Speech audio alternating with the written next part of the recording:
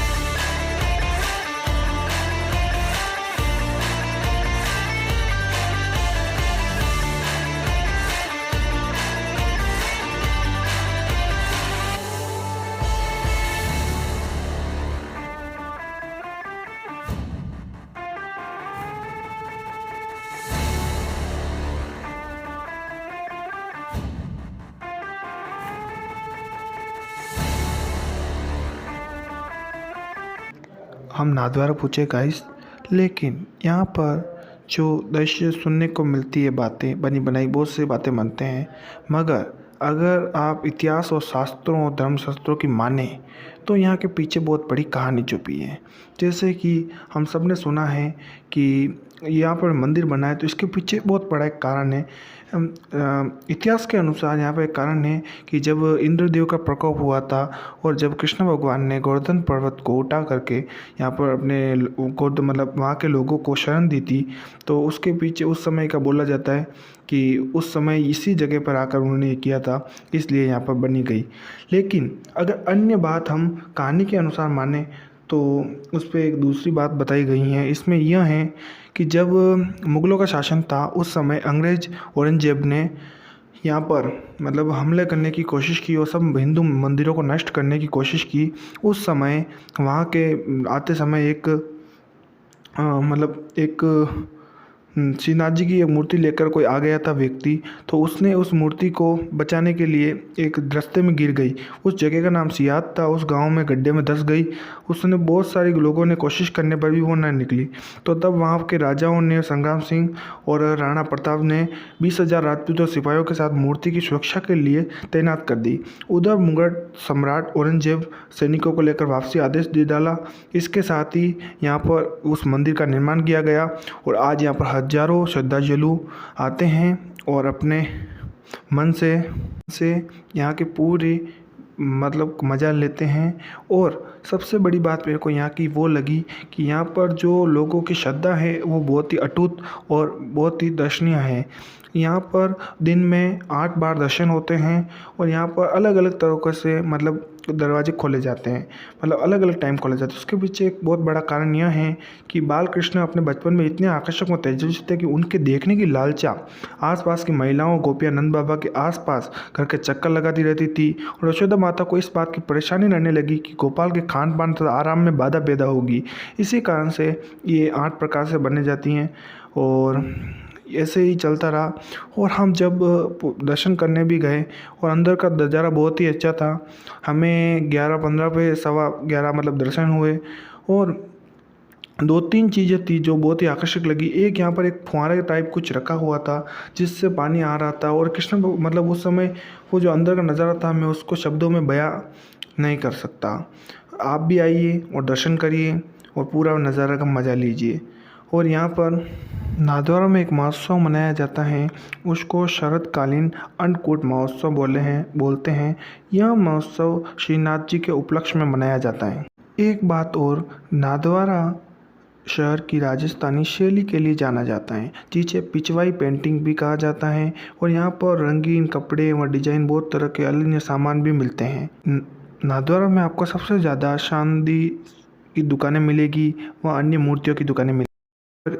यहाँ पर एक धर्मशाला बनी हुई है जिसके अंदर आप अपने सामान को रख सकते हैं।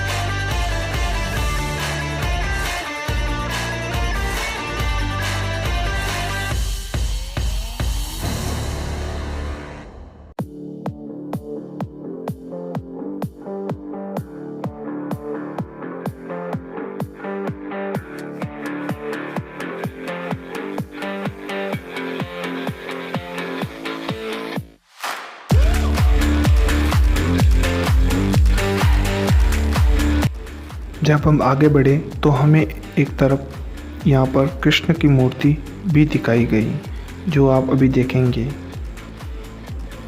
ये जो कृष्ण की मूर्ति दिख रही है, यह भी कृष्ण भगवान की बचपन की है। जब वह 7 वर्ष की अवस्था के थे उस समय इस मूर्ति बनाई गई है। श्रीनाथ जी का ही एक रूप माना जाता है।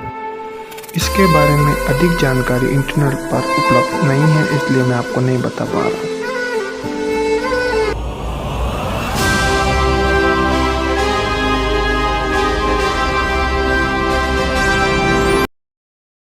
हम जब नाथद्वारा पहुँचे तो हमने सोचा कि शिव की मूर्ति को देखा जाए, मगर ये अभी उसकी ओपनिंग नहीं हो गई है, तो उसके लिए इस मूर्ति का निर्माण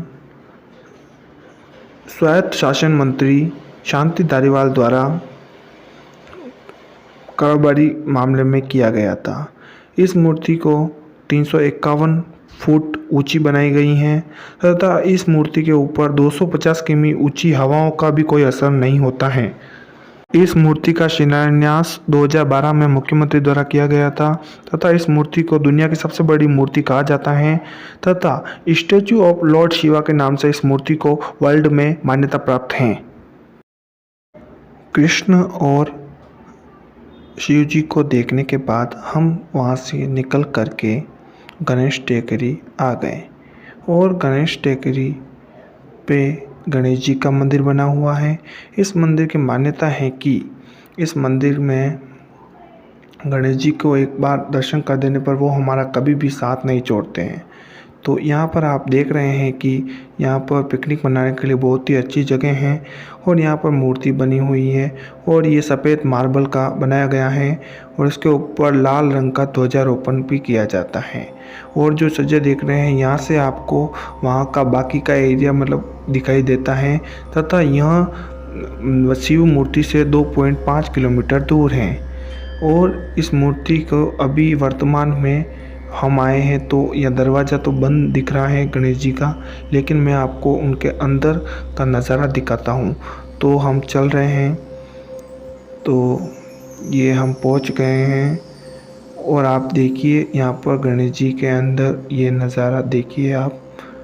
और आप कभी भी आएँ यहाँ पर आकर जाइए। यहाँ पर एक पिकनिक मनाने की बहुत ही बढ़िया जगह है। इसके नीचे का जो स्थान है अभी आपको दिखाऊंगा मैं।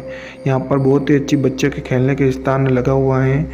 और ये मूर्ति ये देखिए, ये नीचे जो सीढ़ियाँ जा रही हैं, इस सीढ़ी से होकर नीचे जाते हैं और नीचे बहुत बड़ा एरिया बना हुआ है। हम लेट होने के कारण जा नहीं पा रहे हैं। ये देखिए, और यहाँ पर भी एक शिव जी की मूर्ति बनी हुई है। और क्योंकि पहली बात तो यह एक नाथद्वारा जो है उसका नाम भी श्रीनाथ के नाम से ही पड़ा है, क्योंकि श्रीनाथ या नाथद्वारा इसीलिए पड़ा है। और ये जो अभी नज़ारा देख रहे हैं आप गाइस, ये देखिए बच्चे झूल रहे हैं और यहाँ पर खेलने, और ये बहुत ही हरियाली वाला माहौल है। और उधर बारिश भी आ चुकी है हमारे इधर, और ये क्या कहें, मन पसंद कर देता है। ऐसा नज़ारा बहुत कम देखने को मिलता है। और हम कभी हम बाहर जाते रहे और घूमते रहे तो हमारा मन भी प्रसन्न रहता है। आप भी हमारे साथ घूमने का आनंद लीजिए। और थैंक यू ऑल ऑफ।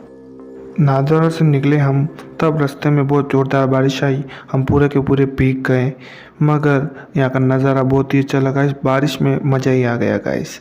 और लोग के लिए लाइक और चैनल को सब्सक्राइब करते हैं।